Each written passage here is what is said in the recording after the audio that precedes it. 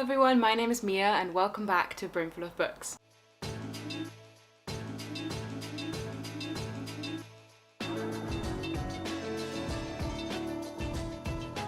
So today we're going to be doing the mid-year book freakout tag. You might say this is a little bit late to do this tag to count as mid-year, and to that I say, yeah, probably. But you can't tell me what to do. You're not my real mum, so we're doing it anyway. I have been in a little bit of a reading slump in the last few weeks, and I haven't actually read a lot of books. Seeing as it's already mid-June now, it's as if it's kind of end of June, basically. I have also just recently moved, which is why this all looks very weird. I've got all my books stacked up behind me because I haven't actually put them in my lovely new bookshelf yet. I hope they don't fall on me. That's not very stable. This is why you need bookshelves, children. Anyway, what I'm trying to say is that I haven't had much time to read, so basically this is the mid-year book freakout tag. It just came a bit late. So the first question is, best book you've read so far in 2021? I've literally mentioned this book in probably every single video of mine this year, which is not very many videos, but you know, still. I'm talking about it constantly and it's ridiculous, but I do really like it. And that book is of course Cemetery Boys by Aidan Thomas. If you want more of an explanation of my thoughts and what this book is actually about, then watch any of my recent videos and I'll tell you. But basically the plot is that the trans boy main character does a magic ritual and accidentally summons a ghost of a boy from his school, and then he won't leave, and then they go on an adventure together, and it's very wholesome, it's very lovely, it's very cute, and I really liked it. So yeah, I think that's probably my favourite book of the year so far. Although I know I've talked about it a lot and I do keep saying that I love it, but I don't think I love it. Like, it's not like one of my favourite books of all time, so I'm hoping I can find that like, oh my god, I love you book in the rest of the year, but we shall see. The next question is, best sequel you've read so far in 2021? And that, for me, has to be Heartstopper 4. Of course, no, that's 2, 3. There we go. I came prepared. I will probably insert the pictures of the other books that I'm talking about just digitally because, yeah, I can't get all of them out. But Heartstopper 4 is an amazing sequel. Nick and Charlie are my babies, I love them, and ever since the news about the series came out, I've been obsessively stalking all of the cast because they're just so perfect, and I'm so excited for the series to come out. But yeah, I love these. I love all of the graphic novels, and this one in particular I thought was really, really good. It was better than the third one. I think the first one is still my favourite, and I can't remember the second one very well. So yeah, but still, this one was really, really good. It kind of goes more into mental health struggles, and it's just it's so beautiful and I love them so much. They make me so happy. Yeah. Another book that I really like that is kind of a sequel but also kind of not is Act Your Age, Eve Brown, because that's obviously in the Brown sisters trilogy, I guess, but it's not really a sequel because I feel like it doesn't follow the characters from the other books, obviously. It's a different sister every time. But yeah, this is the third book in that series, and it's about Eve Brown, the youngest one of the sisters, and her falling in love. And it's just really cute. These are like the first romance books that I actually like. Although I haven't actually read many romance books, so maybe I've just secretly been a romance reader, I just never realised. So I think out of this series, I think Dani Brown is definitely still my favourite, but this might be my second favourite, and then Chloe Brown is my least favourite, but I still really, really liked all of them, so it's not like any of them are bad. So yeah, if that counts as a sequel, then that's also one of my favourite sequels that I've read this year so far. I am very bad at reading sequels. I have so many book series that I've started but just never finish. I think I'm just too scared to be disappointed by the sequel.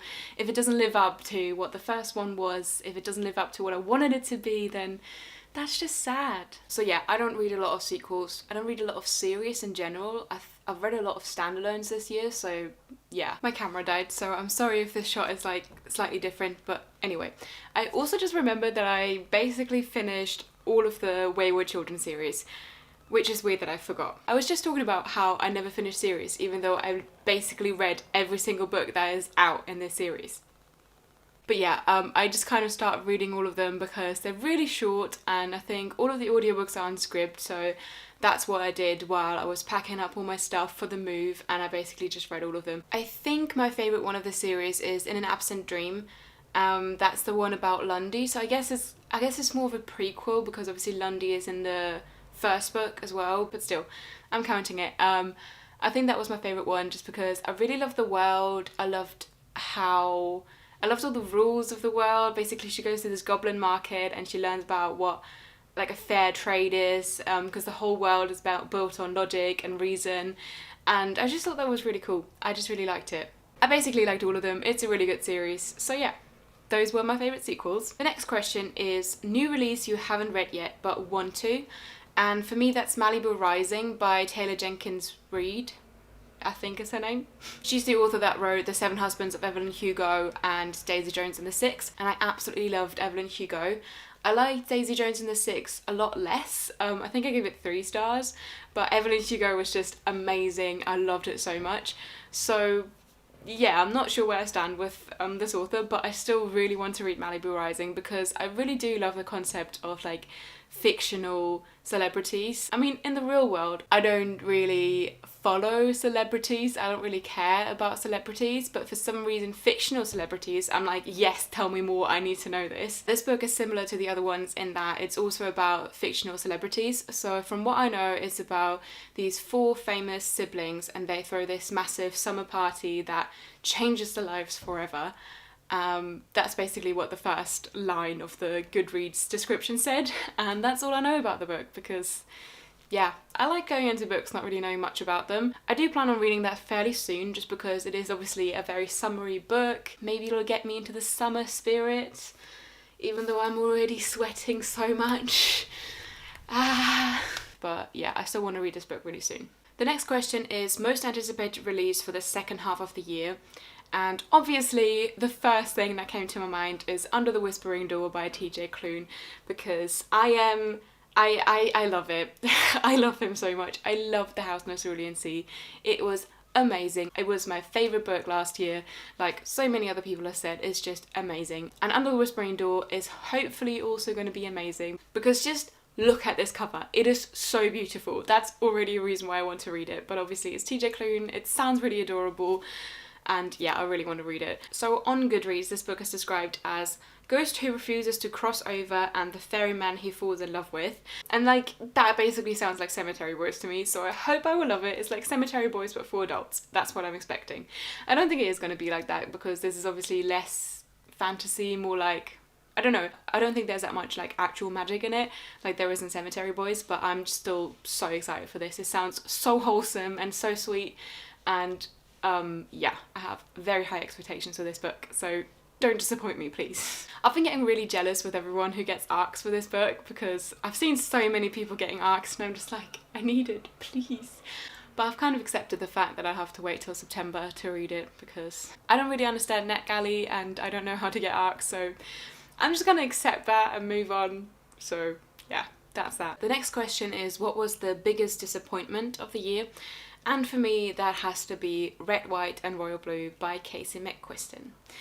Now, if you've seen my last video, you already know my thoughts on this, so I'm not going to go too much into it, but I didn't vibe with it. I expected to love it because everyone loves it. I know so many people who do, and it's not like with other popular books where I can kind of tell that I won't like it. Like Serpent and Dove, for example, I absolutely hated, but I didn't build up my hopes as much as I did with this one because so many people who I know and trust their opinions, they will love it. So yeah, go watch my last video if you want to hear me talk about it a little bit more. I mean, it wasn't terrible, it was still really cute, it was wholesome, but I just didn't like the rude?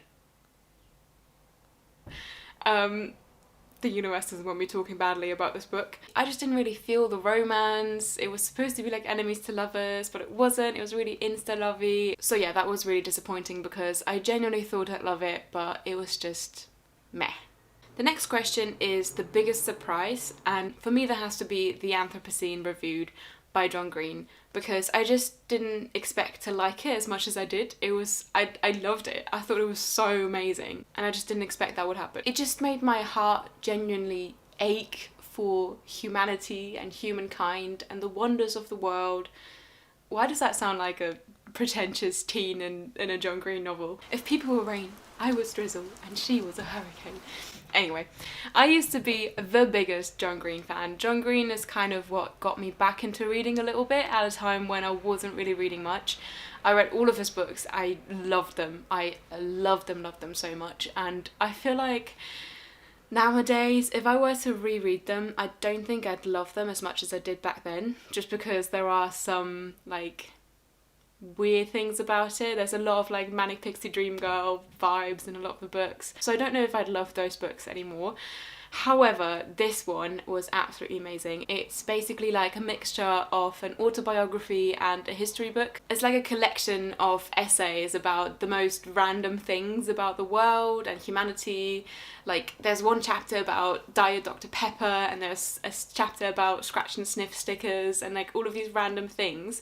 But somehow he manages to get something really meaningful out of them, and like have these metaphors for life and humankind, and it's just I just love it so much. It was really touching, it was really emotional, and it was just really, really well written. I thought it was amazing. This is also the first book that I've read that's kind of talking about the pandemic and COVID, and that felt weirdly comforting to me. I didn't expect it to. Yeah, I thought this was a really great book, and I didn't feel like it would be for some reason. The next question is favourite new author, so that can either be their debut novel or new to you. For that I picked Yagi Yasi, who wrote Transcendent Kingdom, and I just absolutely loved this book. I thought it was great. I'm currently reading all of the shortlisted books for the Women's Prize of Fiction 2021, and I've been reading those for a few months now. It's taken me ages, but yeah. I'll make a video talking about all of these books, so yeah, keep an eye out for that to hear my thoughts on this one. It talks about religion, it talks about drug addiction, it talks about grief and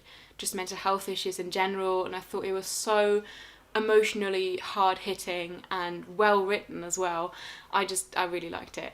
And I've had a lot of good things about her first novel, Homegoing, so I really want to read that as well, because I just absolutely loved the writing style and the story and everything in Transcendent Kingdom.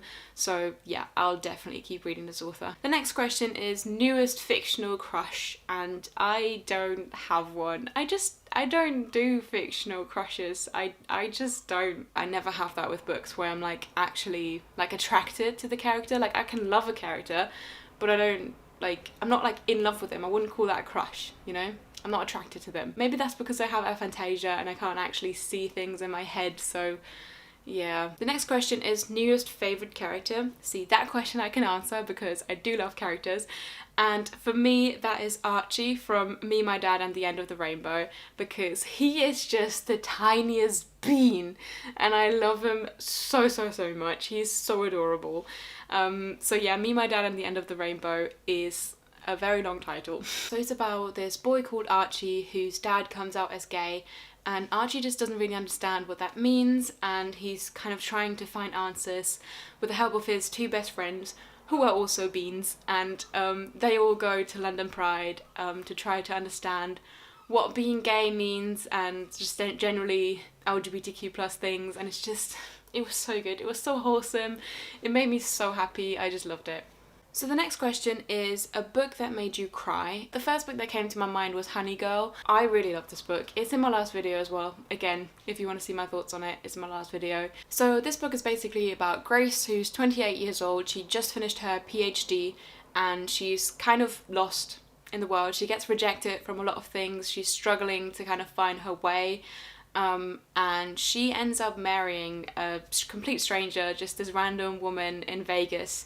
And that's kind of how the story starts. And I thought it would be like a fluffy little romance, but it's not actually that. It's not really a romance, it's more like a coming of age story. It's about her feeling lonely. It's about kind of privilege and racism and higher education.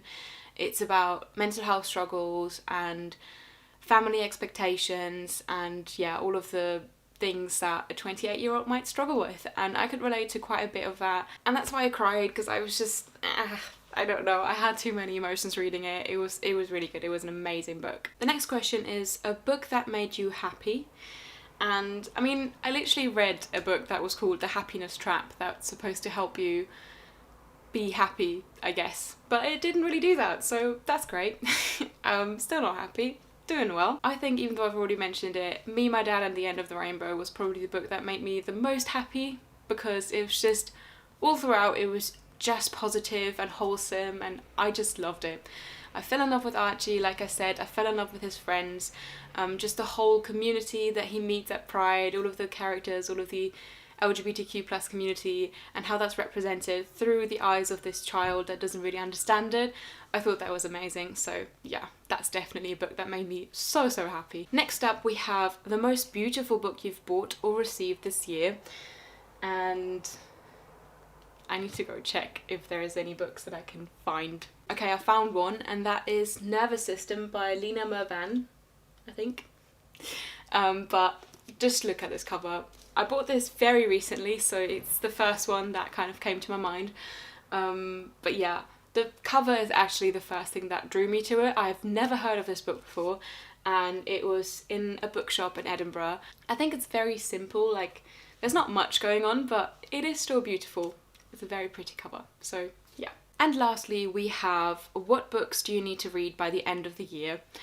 And obviously that is a lot of books. So according to my reading journal, there's quite a few books that I still have to read this year, because I made a whole spread with 21 books for 2021, and I really do plan on reading all of those. I've already read quite a few of them. This is the spread. So I do really want to read, yeah, The Kiss Quotient. The Poppy War is very high up on my list as well. I really want to read some Stephen King. I want to read The Institute, and I want to read Misery. I also want to read The Shining. But like, I've been saying that for so long and I still haven't, so we'll see how it goes. So there's quite a few on here that I still have to read. And apart from that, books that I've written down recently that I have to read is The Fifth Season, because I keep seeing it and it just sounds really good. And also really high up on my TBR is Middle Game by Shauna McGuire. Yeah, I've just heard amazing things about Middle Game, and I've been meaning to read it for so long, so really have to get to that at some point. But yeah, there's so many books that I want to read, and I don't know if I can actually do that all this year, but we will try. I have so much time this summer, so I could read so many books, but we'll see how it goes. So that was it. That was the mid-year book freakout tag. I hope you enjoyed it, and if you did, leave me a like and comment down below. Tell me about all the books you've read this year, and if you've read any of the books on this list as well. Don't forget to subscribe to my channel. I will hopefully be posting a lot more videos in the next few weeks. And yeah, I will see you next time. Goodbye.